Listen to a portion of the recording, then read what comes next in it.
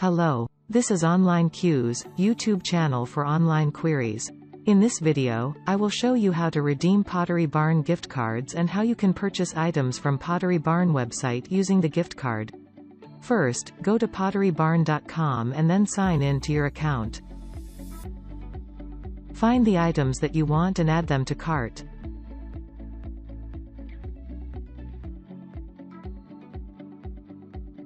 After you are done adding the items, click Checkout button.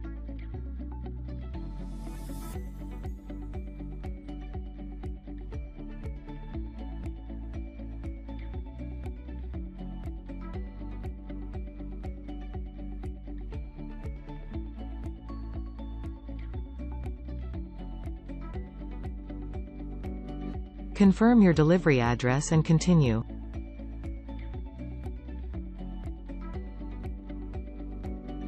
Under Payment Options, click on Apply Gift Cards. Now enter the 19-digit gift card number and then 4-digit PIN code under the scratch-off layer. Hit Apply. The amount will deducted from the gift card.